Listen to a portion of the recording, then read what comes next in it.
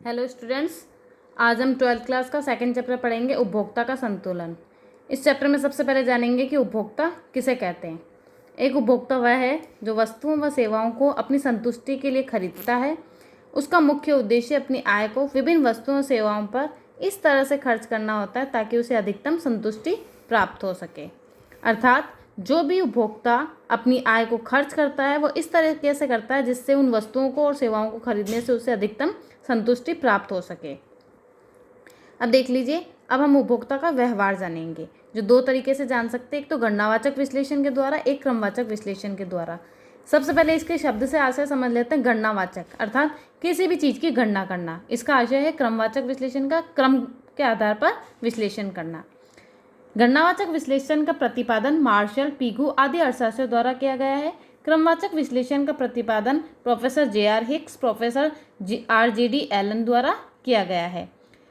इसका दूसरा नाम उपयोगिता भी है। उपयोगिता विश्लेषण भी इसे कहा जाता है, अर्थात उपयोगिता मापनीय होती है। जैसे गणनावाचक को गणना करना कहा जाता है, वैसे उपयोगिता को मापनीय कहा गया है। इसमें क्रम के आधार पर गणना की जाती है। अब देख लीजिए, सबसे पहले हम पढ़ेंगे गणनावाचक विश्लेषण को विस्तार से देखा जाएगा।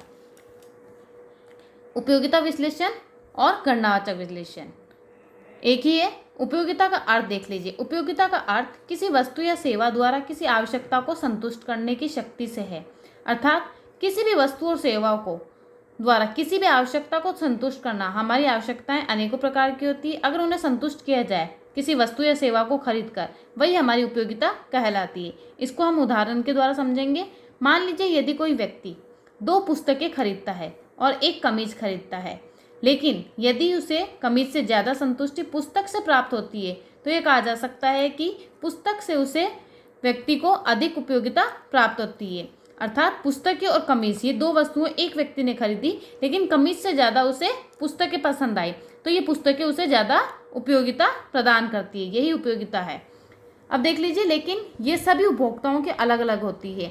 ये सभी उपभोक्ता की उपयोगिता अलग अलग होती है और यह स्थान और समय के आधार पर भी बदलती रहती है।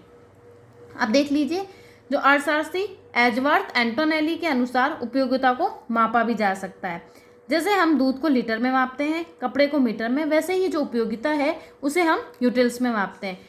यूटिल्स यहाँ पे यू को दर्शाया गया है। इसमें X1, X2, X3 ये सभी वस्तुएं हैं जो अनेकों प्रकार की है। इन सभी का यू के आधार पर मापा जाता है। अब देख लीजिए, हम उपयोगिता के प्रकार समझेंगे। सबसे पहला है कुल उपयोगिता, सेकंड है सीमांत उपयोगिता। कुल उपयोगिता अर्थात TU अर्थात टोटल यूटिलिटी। TUN में U1 plus U2 plus U3 plus UN अर्थात U1 एक वस्तु की प्रथम इकाई, U2 अर्थात द्वितीय इकाई, U3 अर्थात तीसरी इकाई और UN अनंत इकाइयाँ, मतलब अर्थात जितनी भी इकाइयाँ हैं यूटिल्स की, उन सबको जोड़ने पर कुल उपयोगिता कहा जाता है। अब देख लीजिए सीमांत उपयोगिता, जो है MUN अर्थात जो TUN है, जो टोटल TUN आता है, उसको जो पहली इकाई TUN1 है वो माइनस करने पर हमें सीमांत उपयोगिता प्राप्त होती है। इसका दूसरा भी फॉर्मूला है, जो कुल उपयोगिता में परिवर्तन अपॉन उपभोग मात्रा में परिवर्तन, ये इसका फॉर्मूला है। इसे इस तरह से भी देखा जाता है, जो ये डेल लिखा गया है ये परिवर्तन का निशान है, TU डेल और अपॉन डेल क्यू, इन दोनों को डिवाइड करने पर जो आता है वो MU कहलाता, मतलब सीमांत उपयोगिता। अब सबसे पहले इसमें देख लेते हैं हम, जो TU है कुल उपयोगिता है, उसको एक उदाहरण द्वारा समझाया गया है।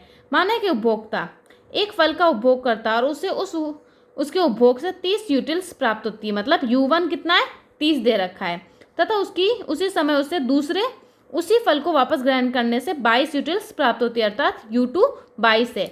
इस तरह से 30 और 22 यूटिल्स दे रखी है एक फल को प्राप्त करने, तो दोनों को जोड़ने से कुल उपयोगिता प्राप्त होती है। अर्थात जैसे U1 और U2 को जोड़ दिया तो हमें TU प्राप्त हो जाएगा। 30 प्लस 22 मतलब 52, 52 क्या है हमारी TU आ जाएगी।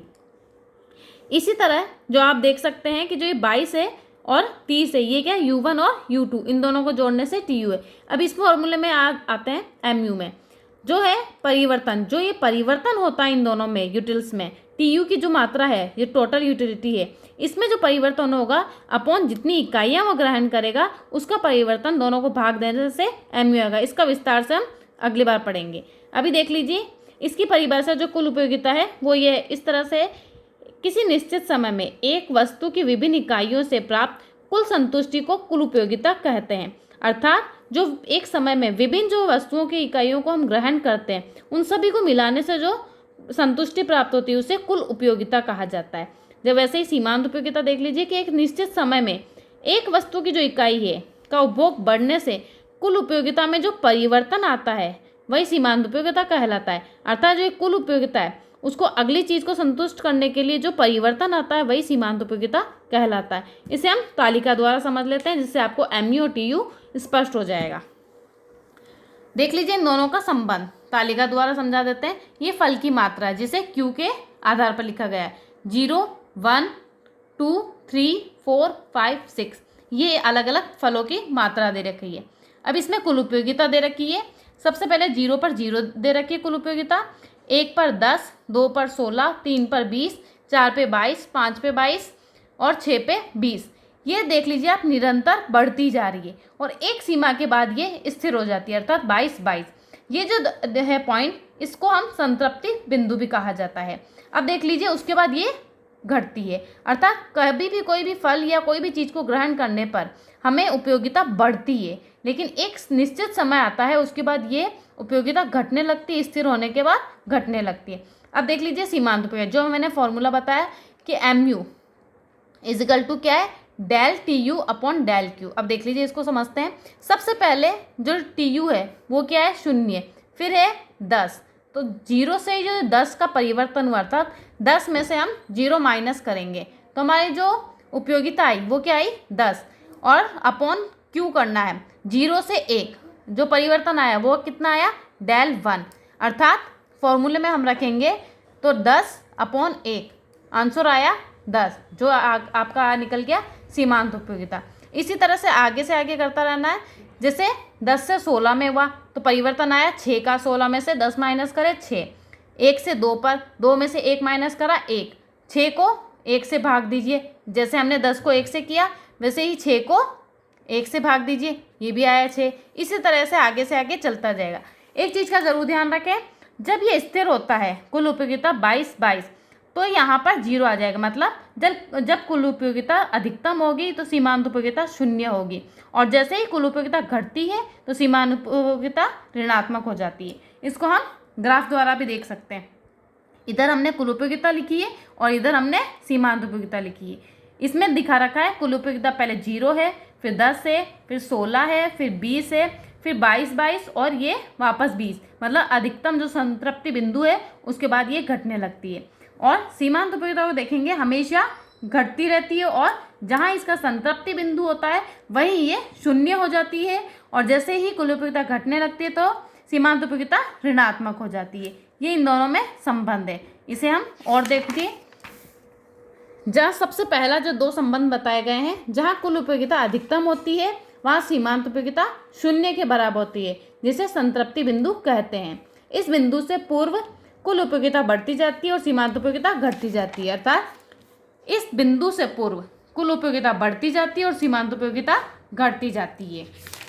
दूसरा संबंध है, संतृप्ति बिंदु से आगे यदि उपभोक्ता वस्तु के उपभोग को बढ़ाता है तो सीमांत उपयोगिता ऋणात्मक हो जाती है और कुल उपयोगिता घटती है। अर्थात इस बिंदु से आगे अगर कुल उपयोगिता बढ़ाएगा उपभोक्ता तो ये घटेगी और सीमांत उपयोगिता ऋणात्मक हो जाएगी। अर्थात पहले तो क्या होगा, कुल उपयोगिता बढ़ेगी और सीमांत उपयोगिता घटेगी, और इस बिंदु के बाद दूसरा संबंध है, कुल उपयोगिता घटेगी और सीमांत उपयोगिता ऋणात्मक हो जाएगी। ये 2 तरह के संबंध है इस लाइन से, इधर पहला संबंध और इधर दूसरा संबंध। ये आपको समझ में आ गया।